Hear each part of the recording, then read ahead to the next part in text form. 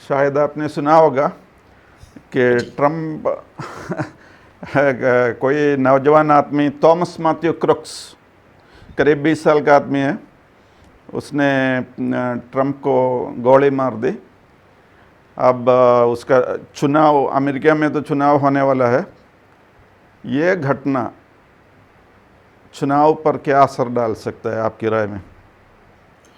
I think ये जो हम इसको सिर्फ चुनाव के नज़र से नहीं देखना चाहिए, क्योंकि इसका और एक एक्सपैंडेड वर्जन है कि जब ट्रंप ने उनका नॉमिनेशन के लिए उन्होंने अपना नाम आगे रखा था, तो उनके पार्टी में भी बहुत सारे ऑब्जेक्शंस थे, क्योंकि उनके ऊपर बहुत सारे केसेस लगाए गए थे। जो कैपिटल पे जब वो इससे पहले इलेक्शन में जब हार गए थे, जब उनके कैपिटल पे उनके सपोर्टर्स ने आके बहुत सारे हंगामा किया था, उसी के ऊपर बहुत सारे केसेस लगे हुए थे। उसके सिवा उनके खिलाफ जो उनके टैक्स के ट्रंप एस्टेट जो है उसके ऊपर बहुत सारा केसेस उनके ऊपर लगा हुआ था। तो ट्रंप का वही हाल था कि वो इलेक्शन अगर कॉन्टेस्ट भी करना चाहते थे, लेकिन उनको पता भी नहीं था कि वो वहां तक पहुंचेंगे कि नहीं पहुंचेंगे। अगर उनको सुप्रीम कोर्ट ऑफ यूएस ने रोक दिया था तो उनका नॉमिनेशन वहीं रुक जाता था। लेकिन हमने देखा कि उनके पास तो पैसे बहुत है, क्योंकि ही इज आफ्टर ऑल एक बिजनेसमैन है वो। तो उन्होंने क्या किया कि अच्छे अच्छे लॉयर्स को एंगेज किया और उसके बाद आगे आए। जैसे जैसे उनका कैंपेन गर्मी पकड़ता गया, हमने देखा कि उनके तरफ से जो कैंपेनिंग स्ट्रैटेजी था वो था बाइडेन को अटैक करने का। क्योंकि जो अगर देखा जाए उनका ओपोनेंट कैंप में, जब देखा जाए तो डेमोक्रेट पे देखा जाए तो उनका जो ओपोनेंट है बाइडेन बहुत वीक है। अभी भी हम देख रहे हैं कि उनके पार्टी की तरफ से जैसे उनके ओन सपोर्टर्स जो है, जैसे एक्टर जॉर्ज क्लूनी है, उन्होंने तो सीधा साधा कह दिया कि हम फंडिंग रोक देंगे और हमको बाइडेन की जगह पे और किसी को लेके आएंगे। वो हमको अगले एक हफ्ते में पता चल जाएगा। लेकिन कल जो घटना हुआ था जिसमें प्रेसिडेंट ट्रंप के ऊपर जो काइंड ऑफ असैसिनेशन अटेम्प्ट जो हुआ था, उसमें तो बाल बाल बच के निकल गए, तो बाल बाल बच के निकल गए, लिटरली बाल बाल बच के। हाँ, बाल क्योंकि बाल जो बिल्कुल।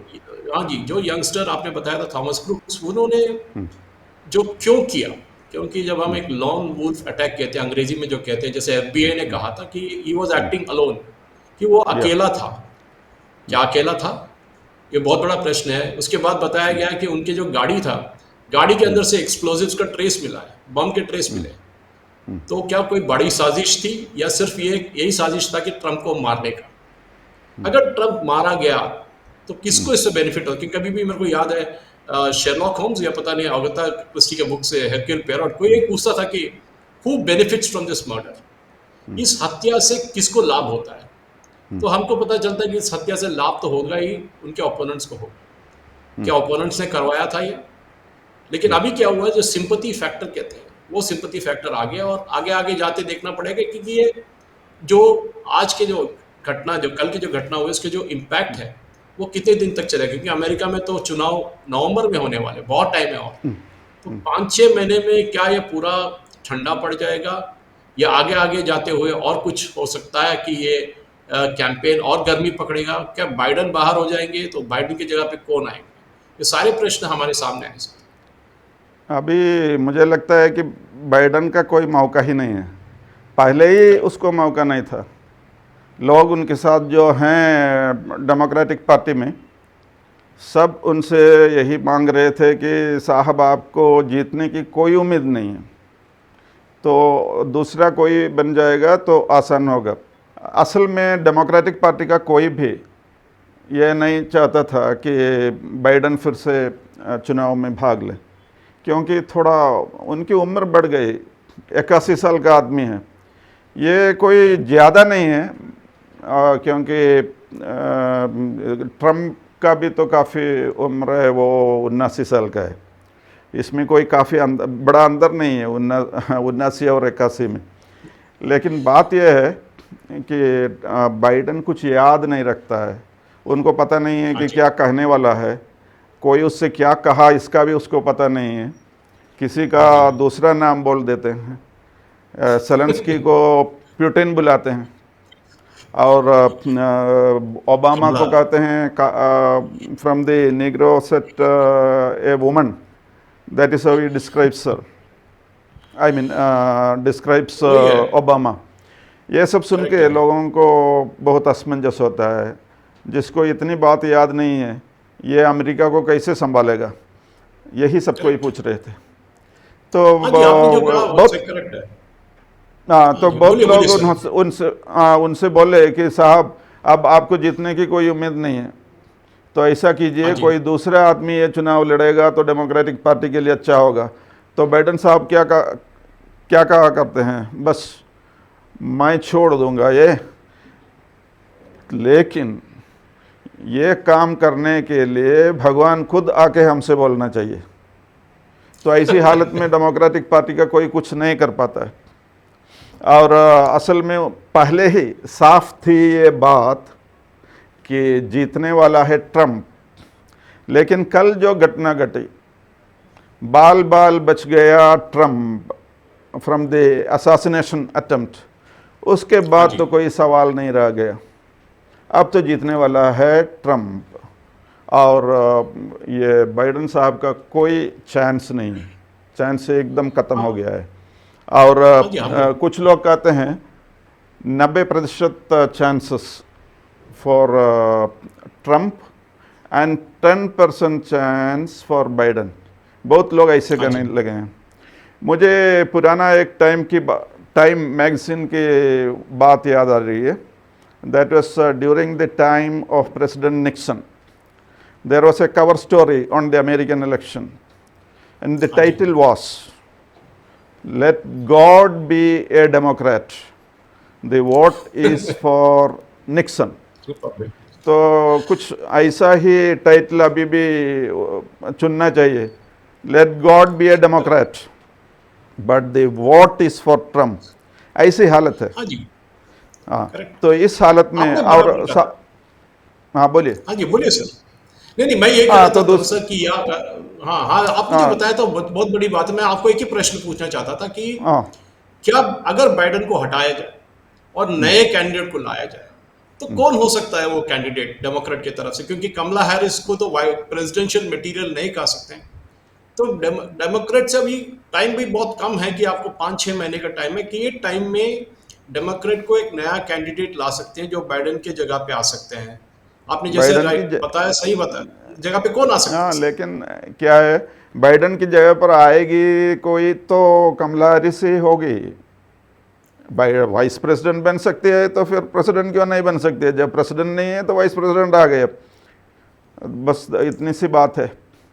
और बट अमेरिका बात क्या में, है, हाँ जी, हाँ जी, अमेरिका में एक बात बात है सर, थॉमस सर, मैं आपको इंटरप्ट कर रहा हूँ, सॉरी। हाँ एक बात है, अमेरिका में जो जो रेशियल प्रोफाइलिंग होता है, वो उसमें से यू आपको लगता है कि कमला हैरिस को राष्ट्रपति उम्मीदवार होने की चांसेस है? चांसेस तो हो सकता है, क्योंकि ओबामा भी from the black community no, वो राष्ट्रपति बन सकता है। तो ये भी, इनको भी पहली बार एक मौका एक औरत को देना चाहिए, उसमें क्या लगा है। वो तो पहले कभी हुआ that's- नहीं है, इसलिए हम लोग असमंजस में पड़ जाते हैं। कोई एक बार आ गई तो फिर लोग मान जाएंगे। तो नहीं, नहीं, वो तो बात ऐसी बात है डेमोक्रेटिक पार्टी की, जो भी आएगा उसके लिए हालत बहुत ख़राब होगी, क्योंकि अभी तो बात एकदम पक्की है कि जीतने वाला है ट्रंप। डेमोक्रेटिक पार्टी का कोई भी कैंडिडेट होगा या उम्मीदवार होगा तो भी उनका चांसेस बहुत कम है। फिर सर, आपसे एक भी प्रश्न पूछना लड़ना है चाहता था, चुनाव तो आपको लड़ इंटरप्ट सकते कर हैं। गया। हाँ जी, आपसे एक प्रश्न पूछा जाता था इसी बात पे। हाँ एक्चुअली अगर हम यूरोप की तरफ जाए तो हमने जब भी देखा था, दो इलेक्शन वहाँ जो मेजर इलेक्शन हुए थे, एक तो यूके में हुआ था और एक फ्रांस में हुआ था। फ्रांस में अगर आप फर्स्ट राउंड के देखें तो उनको लगता था कि राइट विंग जीतने वाली है, बहुत स्ट्रांग लेपेन वाला पार्टी, उनके पार्टी राइट विंग जो कोलिशन है वो जीतने वाला है। और हमने देखा कि सडन में बिल्कुल सेकेंड राउंड आते आते हमने उनके लेफ्ट के तरफ वोटिंग देखा, हमने लेफ्ट कैंडिडेट जीतने शुरू हो गए। ये नहीं कि उनको मेजॉरिटी मिला, मेजॉरिटी तो नहीं मिला, लेकिन ये जो असमंजस आप बात करते हैं, और यूके में भी यही हुआ था, लेकिन यूके में तो क्लैरिटी था कि लेबर जीतने वाला है। आपको लगता है कि जो जो लेफ्टिस्ट और राइटिस्ट का जो बैटल चल रहा है, ये यूएस इलेक्शन में भी आएगा क्या सर? यूएस इलेक्शन में भी हो सकता है, मगर अभी बात तो बहुत आगे निकल गई, बहुत बढ़ गई बात। क्योंकि हत्या की कोशिश की जाती है तो लोगों का जो विचारधारा है वो बदल जाती है। तो अभी सबको ये मान लिया कि हमारा आदमी है ट्रम्प। और देखिए, डेमोक्रेटिक पार्टी वाले कुछ हैं, नहीं तो ट्रम्प का जो पार्टी है उनके साथ भी बहुत लोग हैं, but there are some people who have more और लेस न्यूट्रल थिंकिंग। इनका वोट वेरी डिसाइसिव, निर्णायक होगा। तो जो न्यूट्रल आदमी हैं उन पर इस असैसिनेशन अटेम्प्ट का बहुत बड़ा असर पड़ा है। लोग सोचते हैं अपने देश के लिए, यूनाइटेड स्टेट्स के लिए, ये ट्रम्प साहब ने एक गोली तो खा ली, मुश्किल से बाल बाल बच गए। इतना कुछ अमेरिका के लिए जो आदमी कर सकता है उसकी विजय जरूर होनी चाहिए। और एक बात यह है, जब उनको गोली लगी तो भी वे घबराए नहीं, चकराए नहीं, बस सामने आ गए और बोल दिए फाइट फाइट फाइट। यही अमेरिकी लोग पसंद करते हैं। और मुझे लगता है बस इसी एक घटने से चुनाव पर बहुत भारी असर पड़ सकता है, इतना बड़ा असर कि अब कोई इसे बदल नहीं सकता। यही मेरी राय है। यह आपने बराबर कहा। मुझे भी लग रहा है एक बात की कि अमेरिका में थर्ड फोर्स कोई नहीं है। एक डेमोक्रेट होता है, एक रिपब्लिकन होता है, थर्ड पार्टी होता है, कभी कभी छोटे पार्टी होते हैं, ग्रीन पार्टी ऐसे होते हैं, लेकिन उनको जीतने के लिए उतना वोट नहीं मिलते। ये जो सही बात, सिचुएशन सही बात। आपने जो बताया था कि ये जो सिचुएशन है अभी, जो असैसिनेशन के बाद जो सिंपैथी वेव कहते हैं, जैसे हमारे पास जब इंदिरा गांधी की हत्या हुई थी, उसके बाद जब राजीव गांधी इलेक्शन के लिए लड़े थे, उनको 400 सीट मिले थे उस टाइम में, मेरे को अभी भी याद है। कभी नहीं हुआ था, मोदी साहब को भी 400 पार नहीं मिला था, लेकिन राजीव गांधी को 400 पार मिला था। ये जो सिंपैथी वेव होता है। और अमेरिका में सबसे बड़ा प्रॉब्लम अब जो है वो है एम्प्लॉयमेंट। वहां का जो मैन्युफैक्चरिंग सेक्टर 9% तक घट गया है। 25%, एक 20-25 साल पहले 25% लोग अमेरिका में मैन्युफैक्चरिंग सेक्टर में काम करते हैं, वो अभी घटकर 9% आ गया, 7% पे आ गया। और इसके लिए वो ब्लेम करते हैं चाइना के ऊपर, बोलते हैं चाइना हमारा सबसे बड़ा विलन है, हमारे कार बनाते हैं, वहां से कार लाके डंप करते हैं, स्टील लेके आते हैं, स्टील डंप करते हैं। अभी भी हमने देखा था चुनाव जो हुआ था, वो चुनाव में मेन टॉपिक, जो मेन मुद्दा है, वो यही था कि चाइना के जो मैन्युफैक्चरिंग एज है उसको कैसे रोका जाए, जी जिनपिंग को कैसे रोका जाए। क्योंकि अमेरिका में वो ट्रंप को लाइन यूज करते हैं, let us make America great again. तो आपके राय में अमेरिका ग्रेट कैसा बन सकता है? क्योंकि उनके एक एक सेक्टर मार खा रहा है। स्टील उनका सबसे बड़ा सेक्टर था, वो मार खा गया। कार मैन्युफैक्चरिंग बड़ा सेक्टर था, वो मार खा गया। तो आगे आगे अमेरिका कर क्या सकता है? आपने कहा कि बिजनेस जरा मंद पड़ गया है, वो सही बात है। और आपने ये भी कहा अनएम्प्लॉयमेंट बड़ी जटिल समस्या है। इन दोनों से जूझने के लिए सबसे बढ़िया आदमी है ट्रम्प, क्योंकि खुद बिजनेसमैन तो है ही। बिजनेस जैसे ट्रम्प समझता है और कोई नहीं समझता है। अमेरिकी राजनीति में जितने भी दिग्गज आदमी हैं उनको ये ट्रम्प से मुकाबला करने की ताकत नहीं है बिजनेस की बात में। बिजनेस जितनी अच्छी तरह से ट्रम्प समझता है उतनी अच्छी तरह से कोई दूसरा पॉलिटिशियन नहीं समझता है। एक बात वो है। और दूसरी बात यह है कि अमेरिकी जो नागरिक हैं उनको नौकरी देने के लिए, बाहर से आने वाले आदमियों को अमेरिका से निकालने के लिए भी ट्रम्प तैयार है। ट्रम्प कुछ भी कर सकता है। वहाँ पर नौकरी बहुत बढ़ जाएगी, लोगों को काम मिल जाएगा, जॉब का कोई प्रॉब्लम नहीं रहेगा। जब सत्ते पे आएगा ट्रम्प तो ये अनएम्प्लॉयमेंट का मामला जो है, जो जटिल समस्या है, वो बिल्कुल निकल जाएगा। और जितना ट्रम्प इस बात में कर सकता है उतना कोई दूसरा नहीं कर सकता है। और there are some people who love to hate Trump for some of his policies. उनकी नीतियों से जिन्हें दुश्मनी लगती है, उनकी विचारधाराएं बिल्कुल बदल गई हैं। जब गोली लग गई तो बात बिल्कुल बदल गई। अब सब कोई चाहते हैं ट्रम्प को। तो मुझे लगता है कोई भी समस्या हो वो सब अमेरिकी नागरिक भूल जाएंगे और भरपूर एकदम खुशी से ट्रम्प को वोट करेंगे। और जितने अन्य उम्मीदवार हैं उनका कोई फ़ायदा नहीं होगा, इससे फ़ायदा ही फ़ायदा होगा सिर्फ ट्रंप को, और अगली बार जीतने वाला है ट्रंप। तो सर मेरे पास और एक प्रश्न है आपके लिए, क्योंकि आपने जो बिजनेस की बात की, कहा कि ट्रंप आने से अमेरिका का सारा माहौल बदल जाएगा और नौकरी लग जाएगी सबको। लेकिन अमेरिका का सबसे दूसरा बड़ा प्रॉब्लम है फॉरेन पॉलिसी। उनका जो फॉरेन पॉलिसी है वो बिल्कुल अंग्रेजी में जैसे कहते हैं इट इज इन टैटर्स, जैसे पूरे टुकड़े टुकड़े चूर चूर हो गए उनके फॉरेन पॉलिसी। अगर आप देखा जाए इराक से लेके, आप अफगानिस्तान से लेके, अगर आप सीरिया पे जाए, अभी जो इसराइल में और गाजा में जो चल रहा है, इसराइल तो उनको सुनता भी नहीं है। इसराइली प्राइम मिनिस्टर तो अमेरिकन प्रेसिडेंट को बिल्कुल कहते आप है कौन मुझे बोलने के लिए। और आप देखिए अभी लेटेस्ट जो चल रहा है यूक्रेन में, 2 साल से चल रहा है, जंग चल रही है, कहीं नहीं जा रहा है जंग।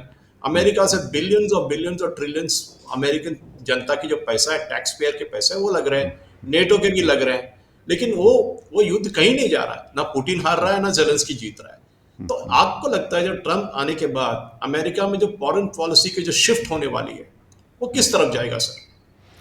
ट्रंप आने से इसराइल के प्रति जो नीति है बदलने वाली है।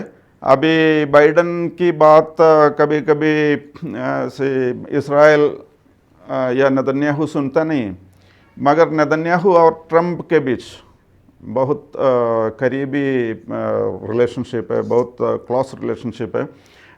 जो भी नेतन्याहू चाहता है वो कर देगा ट्रंप, क्योंकि उन दोनों के बीच में जो रिश्ता है ऐसा है कि जो ट्रंप कहेगा वो नेतन्याहू मानेगा, और जो नेतन्याहू की इच्छा है उसे समझकर जितना हो सके भरपूर सारी आशाएं पूरी कर देंगे। और यूक्रेन की बात जब आपने पूछी तो ये बताना चाहता हूँ कि यूक्रेन में शायद ज़्यादा पसंद ट्रंप को नहीं है। ट्रंप सोचता है, ट्रंप की चिंता कुछ ऐसी है कि हम लोग पैसे कमाते हैं और सब जितने पैसे हैं या जितने डॉलर हैं सब दूसरे लोगों पर खर्च करने से कोई फ़ायदा नहीं है, ऐसा सोचने वाला है। फिर भी मजबूरी है, यूक्रेन की मदद करेगा ज़रूर, मगर उतना पसंद या उतनी चाहत से नहीं करेगा जितना इसराइल की वो मदद करता है। सर क्योंकि ये अपना जो एम्बेसी है, हाँ जी बोलिए सर। एम्बेसी उन्होंने खुद बोला कि चलो हमारा एम्बेसी जेरूसलम में लगा देंगे। दूसरा कोई प्रेसिडेंट अमेरिका का ऐसा नहीं बोलता था, और ये काम किया ट्रंप ने। सर मेरा पास आखिरी सवाल ये जो सेशन से आपसे पूछना चाह रहा था ये था कि हमने तो मैन्युफैक्चरिंग एम्प्लॉयमेंट के बारे में देखा, फिर हमने फॉरेन पॉलिसी की बात की, लेकिन तीसरी और सबसे महत्वपूर्ण बात जो है, जो भारत के लिए महत्व रखता है, वो है भारत के साथ जो नीति है अमेरिका में। जब हमने देखा कि जब हमने रशिया से क्रूड ऑयल खरीदने की कोशिश की और किया भी, और ईरान के साथ हमारा जो रिलेशनशिप है चाबार पोर्ट के तरफ से हमने एग्रीमेंट साइन किया था, ये सारे बात जब देखते हैं अमेरिका को ये लगता है कि भारत के साथ तो दोस्ती करनी चाहिए, क्योंकि वो चाइना को टैकल करने के लिए कर रहे हैं। आपको लगता है कि ट्रंप आने के बाद जो एंटी चाइना स्टैंस है वो और थोड़ा ज्यादा पकड़ेगा और शायद भारत को इससे अच्छा बेनिफिट्स मिलेगा, फायदा होगा? हाँ, चाइना के साथ हमारी दुश्मनी है, और बिल्कुल उसी तरह अमेरिका को भी चाइना से दुश्मनी है। और हमारी मदद, जब चीन से कोई तकलीफ़ होता है हमको तो ज़रूर हमारी मदद करेगा ये ट्रंप साहब, उसमें कोई सवाल नहीं है। फिर भी उनको थोड़ा दुख होगा कि हम रूस से तेल क्रूड ऑयल लेते हैं, ये उनको पसंद नहीं है। फिर भी see this are the realities, what can be cured has to be endured. तो अमेरिका मान जाएगा। मोदी और ट्रंप में काफ़ी गहरी दोस्ती है, अच्छा रिश्ता है, तो बाकी जो मामला है वो मिट जाएगा। वो तो है सर। और मैं भी यही जानते जाते कहना चाहता हूँ कि जो अमेरिका में जो इलेक्शन हुआ, एक गोली से शायद पूरा इलेक्शन बदल गया।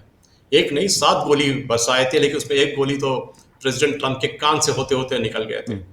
लेकिन एक गोली से जो वो यंगस्टर ने किया था, थॉमस ब्रुक्स ने किया था, उससे शायद अमेरिका का जो असैसिनेशन स्टोरीज जो है, जो जॉन एफ कैनेडी के साथ शुरू हुआ था, हमने देखा था लैरी ऑसवाल्ड के साथ, उसके बाद रोनाल्ड रेगन पे एक हमला हुआ था, लेकिन हमने उसके बाद ज़्यादातर असैसिनेशन या ऐसी कोई साजिश नहीं देखी थी टिल अभी जो ट्रंप के साथ हुआ था। शायद हिस्ट्री में जब अंग्रेजी जब कहते हैं ना हिस्ट्री लिखा जाता है, जब वो टाइम पे शायद ये जो इंसिडेंट जो हुआ था कल पेंसिल्वेनिया में, वो शायद स्वर्ण अक्षर में लिखे जाएंगे रिपब्लिकन के, क्योंकि ये शायद कहते हैं डिफाइनिंग मोमेंट इन हिस्ट्री कहते हैं अंग्रेजी में इसको, और शायद यही हुआ था। जाते जाते आप क्या कहना चाहते हैं सर? मैं बस इतना ही कहना चाहता हूँ कि इस घटने की फ़ायदा ये है इनके लिए कि ज़रूर ये चुनाव जो है, चुनाव बिल्कुल ट्रम्प साहब जीत जाएंगे, और ट्रम्प को अभी करीब 90% चांसेस है। बिल्कुल कोई तकलीफ़ नहीं है, कोई संदेह नहीं है।